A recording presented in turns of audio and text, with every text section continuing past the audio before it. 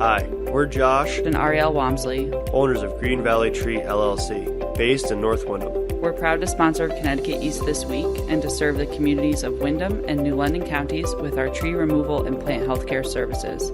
Visit our website at greenvalleytreeworks.com for a full list of our services, or give us a call on 860-234-4041. We look forward to hearing from you. Finding the EMTs, firefighters and first responders of the future. We talk to educators, students and first responders about a new EMT course being taught to high school students. Plus we take a look at other stories making the headlines from around the region. This is Connecticut East This Week.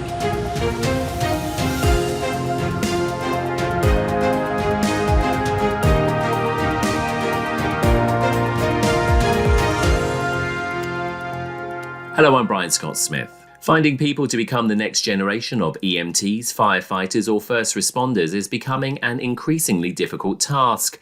While years ago people in their communities would volunteer at their local fire station, but today with more people having to take on multiple jobs to keep their income coming in to pay for everyday essentials, plus the current mood in the country against certain first responders like police, the volunteers just aren't there anymore. So one school in eastern Connecticut has teamed up with their local fire department to try and encourage young people to consider a career as EMTs, but also so they can hear the stories of those who do the job on a daily basis. I visited Windham High School where this new course is being taught and spoke with Dr. Tracy Youngberg, the school superintendent of Windham Public Schools, also Pamela Kavanagh, the principal of Windham High School, plus two students, Tyler Walters and Adelise Gonzalez, who are both 17 years old, who are taking the new course as well as speaking to first responders who are teaching it. I want to turn to you first, Superintendent. This is maybe an unusual course to be taught at a high school, but it's being taught. Why did you decide, yes, let's do it? So this course is the start of what we hope to see as a complete transformation of our high school in terms of our college and career pathways. We're grateful to the Windham Fire Department and the emergency service providers in town because they are opening up opportunities for our students, and not only in the technical skills that they're talking about, but also in the emotional skills necessary to actually interact in our communities.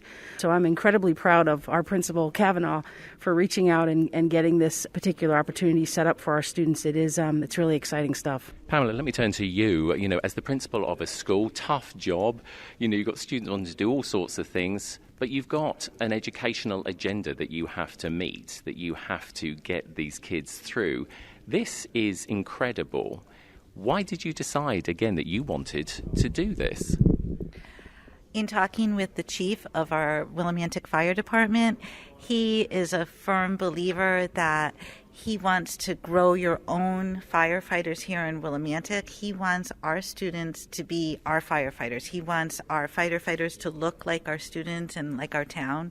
So that was really important to us. We also have 3 pathways at our school, and one of our pathways is law, human services, and public safety, and another one is the health sciences pathway. So this course actually is a complement to both of those pathways where, if students want to go into a career in the health field or if they want to go into a career in public safety, this is the perfect course that provides them with not only the technical skills, but the skills that Dr. Youngberg was talking about, the communication skills, the collaboration skills. And so I think in all those ways, this is a really important course, and we're very lucky to have it here at our high school. It's only just started, so obviously it's on trial sort of thing, but what are the students saying to you already, the ones that have actually shown an interest and are actually on the course? The students are really excited. Outside we have the ambulance that was donated to us. The students have been out in the ambulance. They've been learning how to navigate using the ambulance. They've been learning how to CPR, taking blood pressure, just first aid. It's multifaceted, so the students are really excited because they're going into, some of them are juniors and seniors. They're going into the workplace, and they're figuring out how does this apply into anything that they want to do when they graduate Windham High School. So they're really excited about it, and they feel it's a real hands-on course, and it's really applicable to what they want to do with their lives. It's a 2-year course. Obviously, if they stick it out, there is, I believe, a qualification or some sort of accreditation at the end of it. Do you think this could be a model for other schools in the state? I do. I actually think the message that was delivered this morning through the guest speakers was that this is a step along an opportunity ladder or a career ladder, and that the students should be thinking about that each time they earn a different certification or have another opportunity to master a set of skills, not only do they have the opportunity to impact the community, but to impact themselves and their families in a positive way. So I do think it's a model that could work for students all over the state. The other thing, of course, is, and not knocking, obviously, what kids are taught in school, because everything is important, but this is real-life stuff. I mean, you don't get any more real life than this. You've got a fire chief there, you've got guest speakers, people who are actually working in the field. Do you think that's another way forward for schools as well, for certain new courses as they continue to develop, so like educational agendas going forward? Absolutely. The message that I saw coming through clearly from the guest speakers was it's about marketable skills, it's about mentoring, and it's about opportunity. So MOM is the message that I think the kids heard over and over again from everyone who spoke this morning and who are taking the course in general. It really is about developing skills that are going to help you succeed in your future, whatever that might be. Principal, I just want to get back to you. I mean, you've already said, you were part of the discussion to get this course going here. We're in Eastern Connecticut, often part of the state which is forgotten. It's called the quiet corner sort of thing. You must be incredibly proud that you've pulled this off with the Willimantic Fire Department and potentially could, go statewide, because it has all that potential to do so. We are very grateful here to the Willimantic Fire Department and excited that not only the Willimantic Fire Department, but the speaker here today is from Dayville and some of the surrounding towns. And soon, in the spring, the students are going to be going on ride-alongs on ambulances with the other local fire departments and getting experiences. So I think that, this is really important to the local community, and we're very grateful to all the other towns who are supporting this effort. And Superintendent, final question to you. We often hear in situations in these smaller towns that they are lacking volunteers when it comes to things like EMT, firefighters, etc., which do rely on their local residents helping them out. Do you think this will spark those students into possibly thinking about, volunteerism as and when they're old enough to do so? And maybe, their interest in it might also spark more interest as well? I absolutely do, and I think one of our students even said that out loud today, that they had not imagined or thought about volunteering before the message was delivered to them today.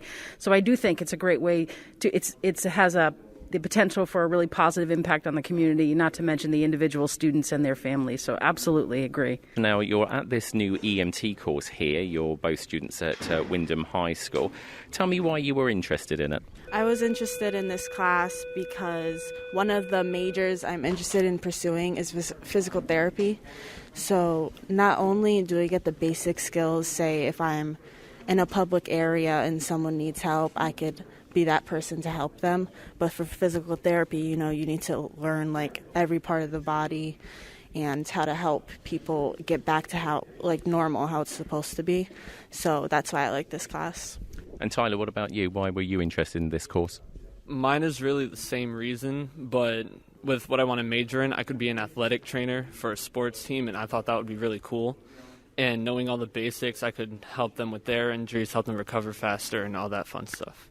And how have you found it so far? Because you have, obviously, the backing of the Willimantic Fire Department, which has incredible experts. You've had a guest speaker today. Tell me how it's going so far. What are you learning? It's going great. We're learning about CPR. We're in the CPR stage right now. We learned how the respiratory system, all that great stuff. But yeah, it's going good. The guest speakers are great, and they're teaching us a lot. And as you can hear in the background, anyone listening, we're actually at Wyndham High School as they're making their announcements here, so we're right in the thick of it. And what have you learned as well so far? Give us an idea of some of the stuff that you've enjoyed. Yeah, so what I've learned most recently is more of the communication aspect. Even just addressing a person, you don't want them to seem like they're below you or that you're speaking down to them. So always try to keep at their level or even below, and just know that you're there to help them, ask them for their consent, and help them from there. And what have your parents thought about this? Because, Parents are always interested in what their kids do. So what have your mum and dad and family had to say about this? My parents, it caught them off guard because they didn't even really know, since this is a new program at our school. So they thought it was really interesting, and we're glad that I was one of the students picked to get this opportunity at hand first. My dad kind of, he was surprised by it. I told my mom and grandparents about it, and they were thinking that was a really good class to do, since you could help everybody. And I'm living with my grandparents, and they're kind of old, so if anything happened to them, I could help them figure it out, what they have to do and stuff. Now, one of the things, obviously, here in America is that a lot of EMTs sort of volunteer at their local fire station and then maybe go on to, a professional paid job. Is that something that is maybe of interest to you as well? After the guest speakers talking, it definitely did become an interest, talking about making six figures, $20 an hour as an EMT, all that stuff. It's definitely interesting from the pay standpoint. I'd say there's possible interest. It never crossed my mind before taking this class, so at least I'm grateful that I'm exposed to that thought now, but not fully sure yet. For sure, still thinking about it. And what would you say to anybody listening to this, maybe, who are your age, at schools? I mean, do you think this is, you clearly think this is a good course. Do you think it should be maybe taught in other schools? I do, because we had a guest speaker today, and they talked about how even some kids ventured off and became lawyers, or you could stay in this field and become a vet. There's many different opportunities that you have in your future, but having this course under your belt is always useful. And Tyler, same final question to you. Any thoughts to anybody else of your age who's listening to this?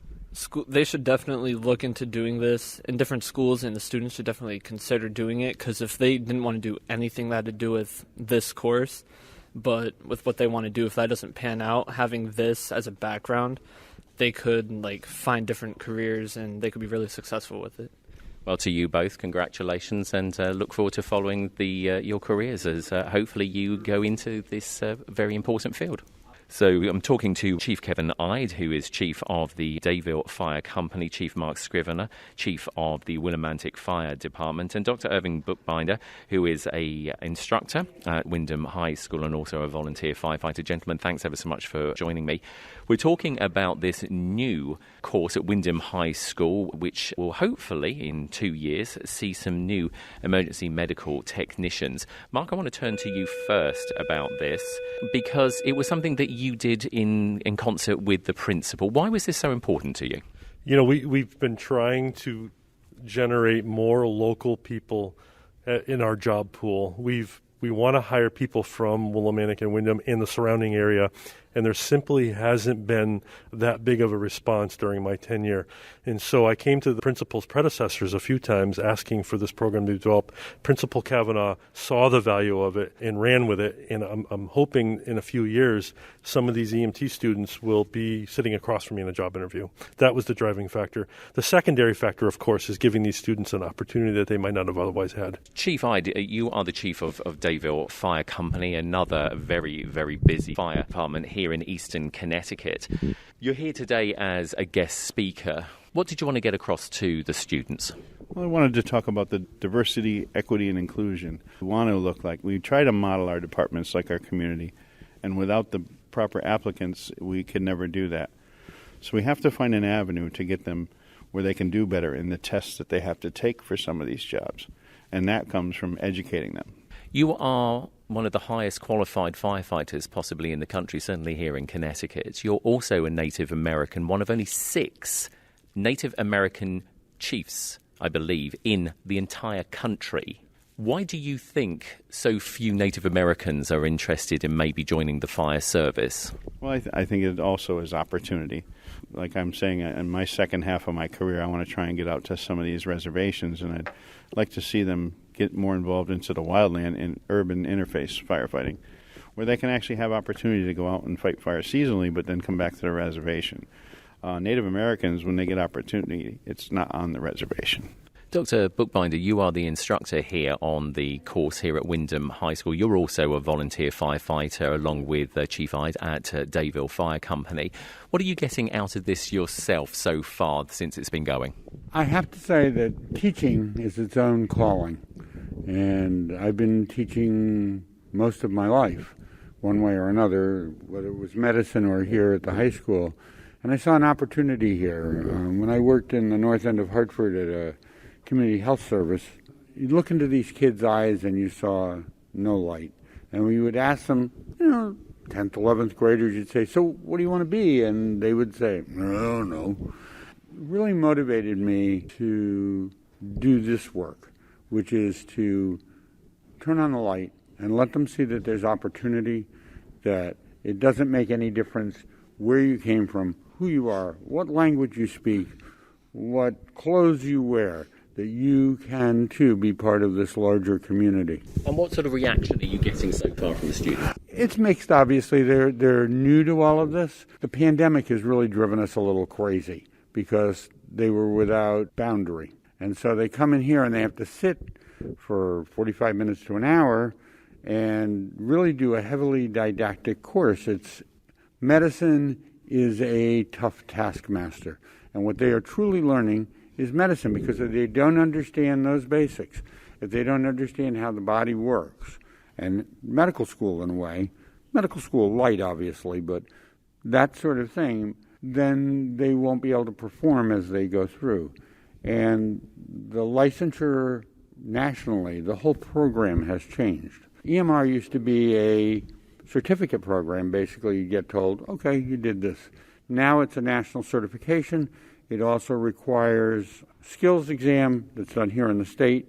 The next level is obviously EMT and then paramedic, which is a higher level. It's 800 hours worth of instruction and basically an associate degree that goes along with that. But here, with these kids, one of the reasons we bring in people like Chief Ide, Chief Scrivener, who's been a tremendous supporter, is so that they can see people who have gone through the process and hear their stories. If they successfully go through this year they'll get an EMR. They actually have to take a national test and a skills exam. If they successfully do that, then they go into the EMT program, which is basically more stuff than they get here, much more intense sort of training.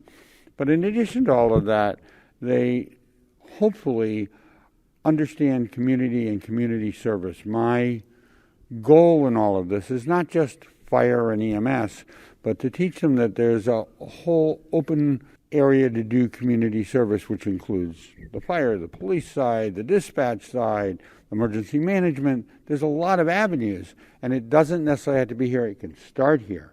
But what I want to do is open their eyes to the possibilities. Chief Ide, I want to turn back to you, because looking at the team that you have at Dayville Fire Company, I noticed, looking through the pictures, your daughter is a firefighter there. So it works. I mean, getting younger people, because this is one of the things I think that often happens in the world that we live in, is that young people are sort of like often maligned. They're told that they're lazy, etc. And we don't hear enough positive stories. Clearly, that is not the case. Tell us about your daughter's journey, becoming a firefighter. Yeah, my daughter's been coming to Dayville since she was little, so she's kind of been around it most of her life. She joined as a junior. She became an EMR, then an EMT. She went to college. She became a athletic trainer. And then when COVID hit and all the sports stopped, she went back and she's been working on an ambulance or two, making money to make ends meet. And now that school's picking back up with sports, she's kind of heading back that way. And she recently left my department to go to her boyfriend's department down the street. So it's still all good, though. But she's still a member in town. And one of the other things that we're hearing about is sadly the lack of volunteers, and certainly it is affecting like firefighters and firefighting companies across the entire United States. Are you seeing that same problem as well? And if so, do you see courses like this helping to try and get that into people's minds, into young people's minds, that, hey, apart from the fact you're doing a course, you can also volunteer as well? Yeah, I think that this is a great avenue, because what's happened especially in Killingly, and I've seen a lot more other places, the fire prevention only goes out to one grade now in Killingly, and that's it. They never see us again. So we have to make that impression while they're really young. It'd be nice if we could continue that fire prevention every few grades and keep getting back into the school and trying to remind them that we're still here, because nobody sees us or hears of us until they call us. Absolutely. Mark, I want to turn to you. I mean, one of the other driving forces behind all of this, all three of you, as we talk to you, have incredible backgrounds. Mark, your background, you're an ex-Air Force firefighter. You've clearly got a passion for this. Do you think it's coming across, and do you think you're getting through to these young people? Well, it remains to be seen, but I've seen some brightness in their eyes on occasion. And a few weeks ago, we had Chief Will Perez from the Yukon Fire Department come, and Will told a story of coming from Puerto Rico and living in Bridgeport and having nothing, being as a child having not even running water. And today he's the chief of a fantastic fire department. He's well compensated. He told them that they could follow the same path. And boy, you should have seen them sit up straight when he told them what their financial opportunities, their financial capabilities would be as a firefighter paramedic for the state of Connecticut. I think that's the first time I saw the kids sit up straight. And I want the message to come across that they can make a very good living as a firefighter EMT or a firefighter paramedic in the state of Connecticut. And we're going to keep reinforcing that message every time we visit them here. Clearly, the whole point of this is to get people, the young local people, to stay here, to become the firefighters, the EMTs of the future. But also these are skills which are life skills, which, they can actually use in other industries. As we said, we don't want them to obviously leave, but I mean, these are incredible life skills they're being taught. The EMT certification, the message we've been telling them is you don't have to be a firefighter EMT. You can parlay that skill into a number of different careers. Chief I'd mentioned his daughter, who's an athletic trainer, my daughter, who works not only in an ambulance but works in a hospital labor and delivery as well as a pediatric urgent care center with an EMT certification. You could go on to be a nurse, you can go on to be a doctor. This could be the door that they walk through to a number of different careers, and we want that message to get across to them.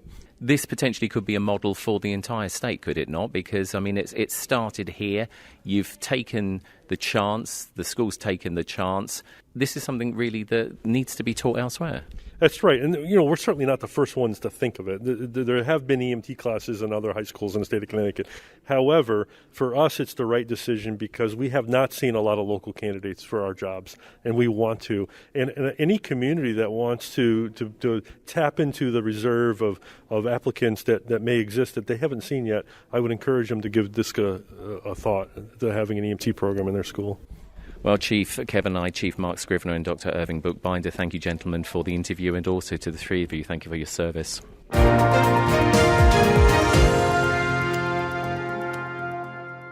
Wake up and text.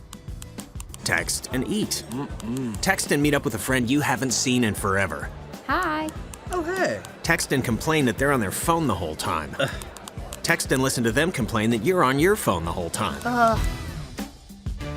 Text and whatever.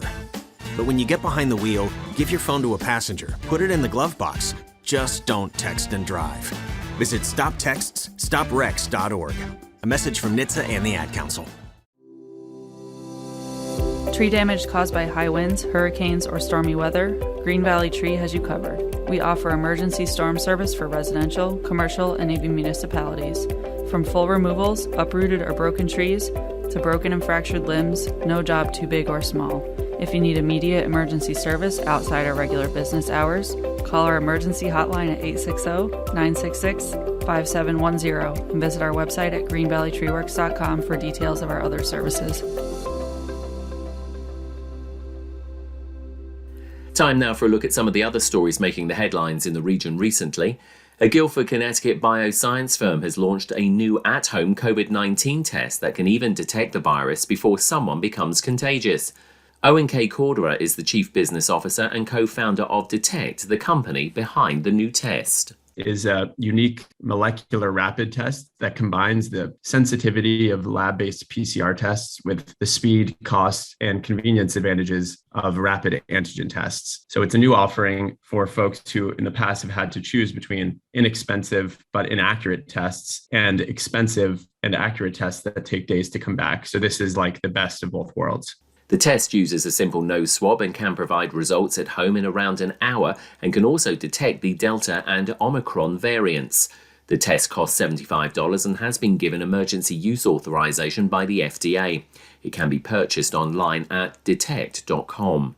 Foxwoods Casino and Resort officially opened their permanent Draftkings sportsbook recently. Back in October, the casino opened its doors to online sports betting and gambling for the first time after Connecticut passed laws legalizing them.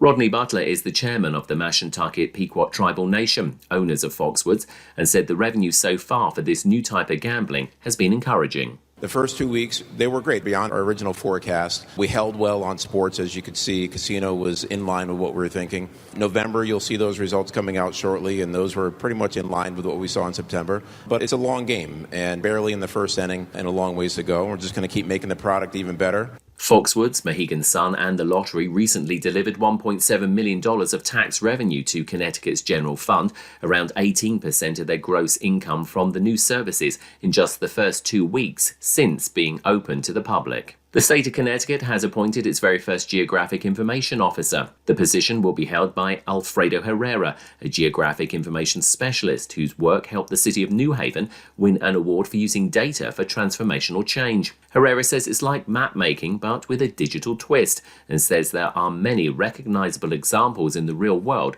of this type of work. The Johns Hopkins COVID map, which is very topical, that is GIS at its core. It's showing where things happen, aggregating them and making them easier to understand so that you don't have to be a subject matter expert like myself to know what you're being shown, knowing what the problem is. Herrera will begin his job in January 2022 and will help the state's Office of Policy and Management with better information for analysis, planning, and delivering of key services in the state and its municipalities. In the day this week, an attorney for the Diocese of Norwich told a federal bankruptcy court judge that it expects to file a proposed bankruptcy plan by April 1st to resolve claims by at least 70 people who say they were sexually assaulted by priests and employees affiliated with the diocese. During the remote hearing before Judge James Tancredi, attorneys for both the Roman Catholic Diocese and the committee that represents the claimants also agreed to a plan that temporarily would limit the large sums of money being spent by the diocese on legal and financial service fees. Over the past few months, attorneys for the alleged victims, as well as Tancredi, have expressed concern that the millions of dollars in fees will reduce the money that eventually will be available to distribute to the victims. Tancredi told the attorneys that one of the worst experiences for a judge or attorney is to discover the pocketbook is empty for the victims because the legal fees exhausted the assets and there is no way to recover them. In the Norwich Bulletin this week, even though she didn't say a word, you could tell that Xian Jean was happy with her new bike at the Tommy Toy Fund distribution site in Norwich recently. It didn't hurt that Santa Claus was around to make sure everything went well. Since 1974, the Tommy Toy Fund, working with the United Way of southeastern Connecticut, has been providing toys and other holiday gifts to families in need. Between December 15th and 16th, this year's distribution days, the program will provide gifts to 3,573 children across 1,600 local families, according to Scott Umbrell, the Vice President of Community Impact for the United Ways of Southeastern Connecticut. And in the Chronicle this week, a fatal incident late last month in Mansfield has prompted local leaders to take action regarding pedestrian safety. At a recent town council meeting, Mansfield town manager Ryan Ellsworth said the town wants to create pedestrian safety improvements to prevent tragedies like the one that happened on November 30th. That night, a 28-year-old graduate student at the University of Connecticut was struck and killed by an automobile while walking in a crosswalk on South Eagleville Road. In the days following this tragedy, town officials have been in communication with State Department of Transportation and Yukon officials to discuss steps to reduce the potential for such a tragedy happening again. To this end, a joint letter to be signed by Mansfield Mayor Antonia Moran and Yukon Interim President Andrew Agunobi to the DOT is presently being developed.